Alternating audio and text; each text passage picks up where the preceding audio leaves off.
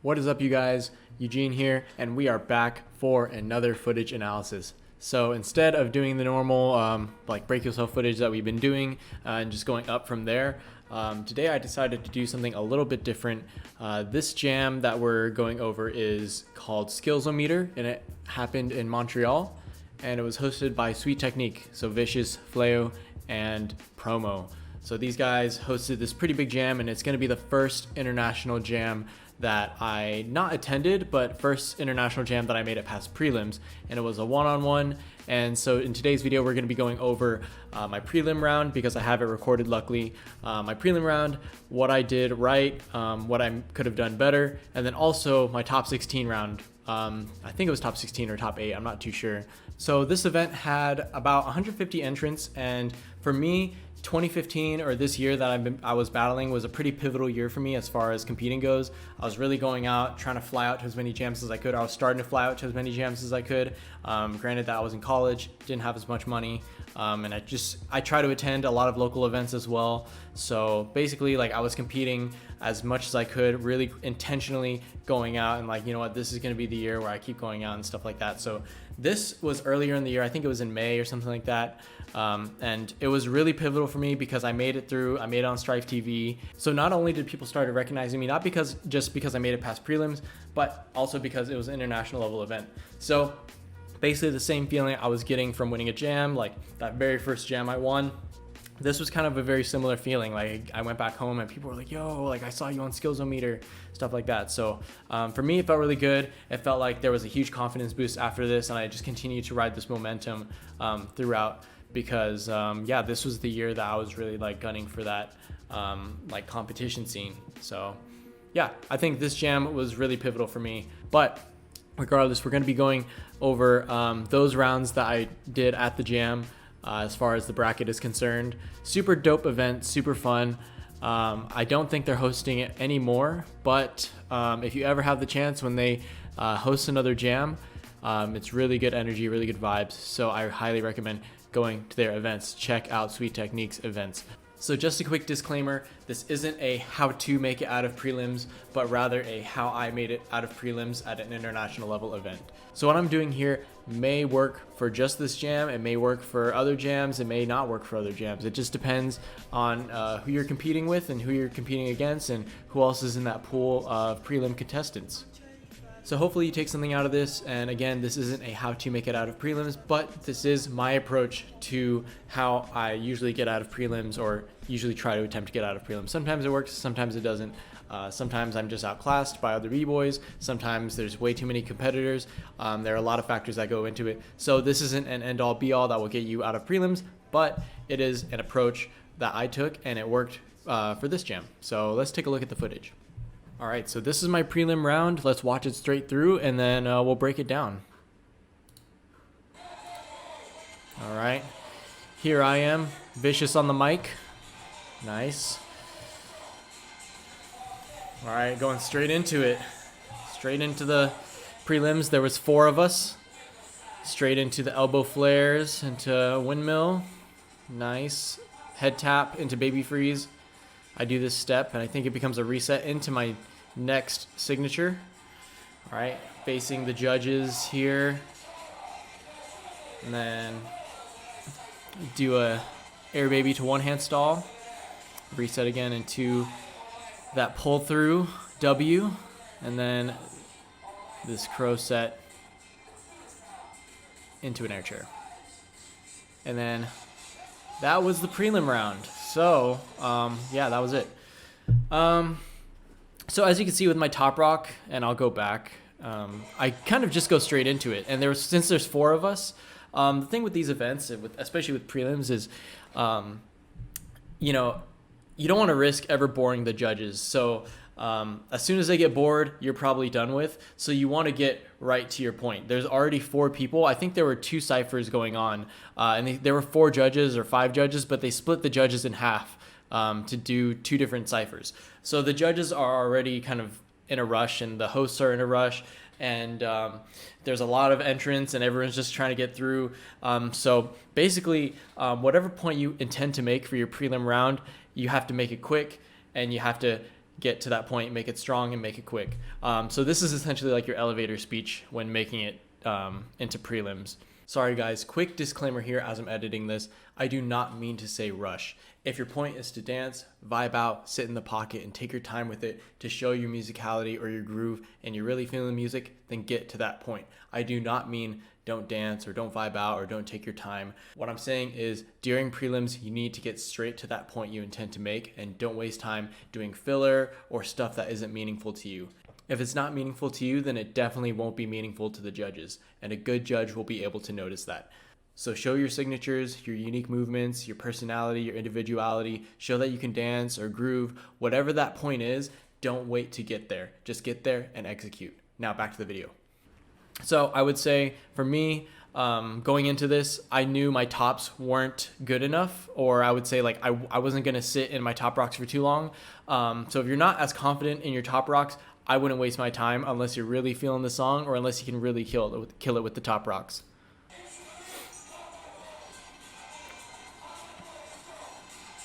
So I go straight in. I'm the first one, and like especially the thing with prelims when you have like 4 different people or there's a group and they assign you, different numbers. I was assigned to go first, so I go out first. But I would say if you're hungry enough and people like just jump in and whatever, like it messes up the whole order. Follow the logistics. I know you want to be raw and real, but people are trying to get the event over with and get through these prelims. So it would mean a lot to a promoter or the host to really just follow what they say. So if you're number 1, go first. If you're number 2, go second. Don't be number 3 and like, I'm just going to jump in because I'm hungry.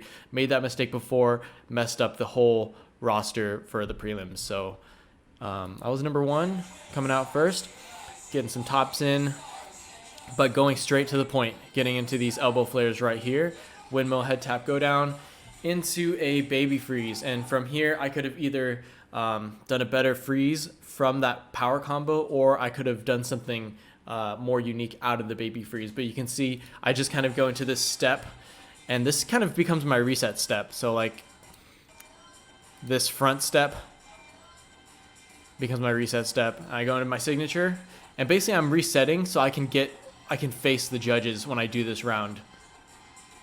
This is my signature, and then I do my air baby and one hand stall. And I usually do this. I'll do something like this in my prelims where I'll do like an air baby or one hand stall or something like flashy. Not only because it's flashy, but also because not many people use air babies or one hand stalls in their rounds, and it's just kind of a way for me to explicitly stand out with my moveset. I mean, of course, there are going to be other factors that, go into your round as well. But if there's one thing I can control, it's going to be like my moveset that I'm choosing to use in my prelim round. So after this, I go back to that same reset step. So I do this reset. Again, same thing after this baby freeze. I do this step. And then same thing after the one hand stall to flag. I'll do the same step right here. Exact same step into my W. So I do that reset step to set up for the W, and then do my knee pull to make sure I face either the judges or the opponents. So I do this, another signature, and then into the crow, and then to air chair. So as you can see, my air chair doesn't face the judges. But I knew this going in.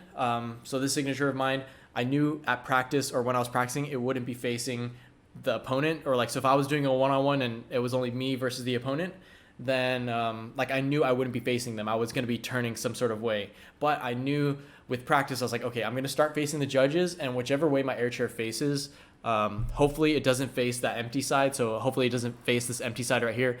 It's bound to hits like this 3/4 of the circle of the cipher. I'm going to be facing somebody, so I might as well use this round where I don't really have the angle figured out yet. I might as well use it in the prelims, and that's kind of something I did because I was like, you know what, if I end up in the bracket, I'm probably not going to use it because when I finish this round, I'm not going to face my opponent. Not sure how much judges take that into account, but I definitely take it into account. So that was just a personal preference. So I figured, you know what, I think it fits in prelims. Even if I face the wrong way, like I think 3/4 chance I'm going to be facing either one of my opponents out here or the judges. So that was my mindset when using that last combo. And luckily I faced the opponents. If I had faced, the crowd, probably wouldn't have been as nice. So I got up and I was like y'all want some, so it's just like a good way. Like I ended solid. I think it was a solid round. There were just a couple resets here and there, but finished strong, got up, ended confident.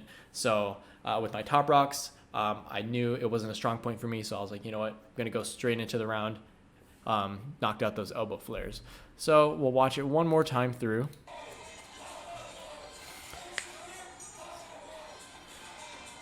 Pretty much going in, getting straight to my points. The only thing I would say really is like just to make sure to clean up the resets, make them not as noticeable, or to just do something different. But everything I think is pretty much solid for a prelim round. You have your power, footwork, flow right here, and 2 solid freezes. And I'm not following like just a formula of power, footwork, freeze. I'm going back into footwork, more freezes. So I'm stacking different things, but I'm pretty much sticking everything, and then making my points, all my points with my combos, and then sticking it, maintaining that confidence all the way throughout. So yeah, that was my prelim round. Like I said, this isn't the formula to make it through prelims or anything like that, but this is my approach to prelim rounds. And like I usually try to stay diverse. I usually try to get to the point. And if I have to reset, honestly, like I will. Like I think for this case, maybe this round wouldn't have worked at freestyle session. Maybe I did too many resets, but it just depends on the pool of people. I think there were about 150 people at this event.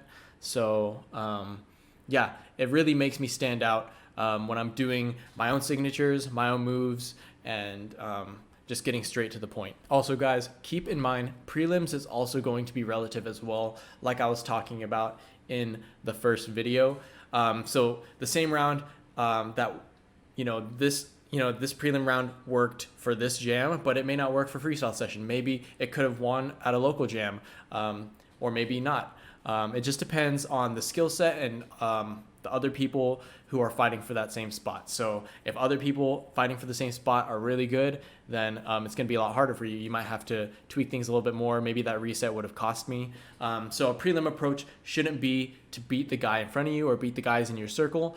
The prelim approach should be using the guy in front of you as a catalyst for everyone else you're fighting to win that spot with. So you look at that guy who you're battling and say like, okay, like this is the person that represents everyone that I have to beat. So not only are you trying to beat him, you have to beat everybody to make it past prelims.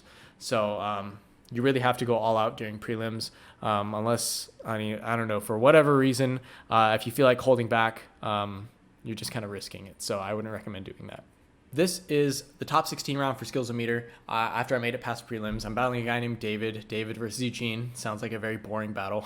But I think David's from Sweden or something like that. My first time, I think, being on Strife TV, back when that was a thing. The old stance, essentially. But yeah, let's take a look into this footage and we'll watch the whole thing through, just so you get a first impression. And then I can go back and watch some replays and stuff like that. So, hey... Got that Strife, that classic Strife intro. Let's get it. I love this song.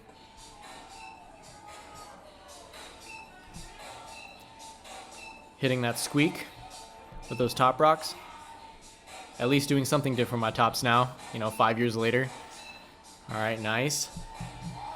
UFOs. Pulled back to hit the vocals on that. Try to hit that squeak with that kick. And that arm push, try to hit that squeak as well. Flare step sequence into a press freeze and then a V press on beat on that squeak again. So David immediately comes out, confident top rocks.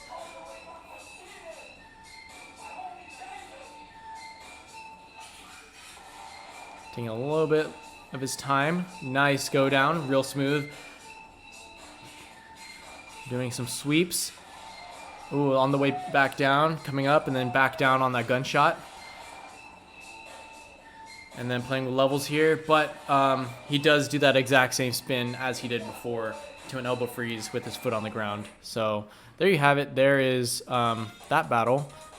David actually ended up winning this battle, but we'll watch it over one more time. So as you can see here, hit that squeak. And then I'll do my UFO to flare pullback. Gonna hit that on the vocal. Nice, baby freeze. Transition out like this into that kick out on beat.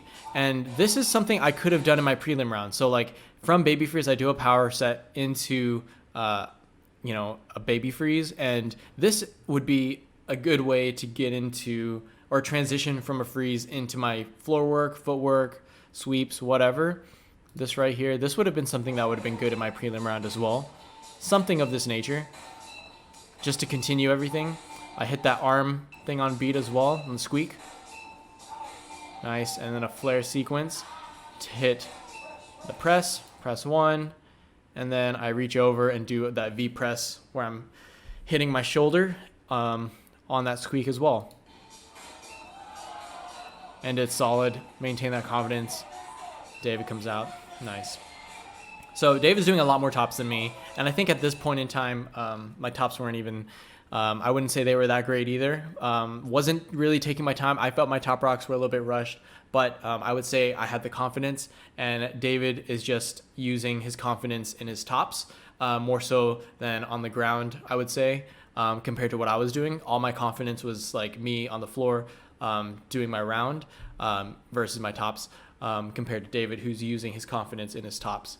So definitely a good thing, a good way that he strategized over me, or maybe he was just feeling it. So the song is dope anyways. So yeah, he had that really nice go down, really smooth. And then that gunshot comes on.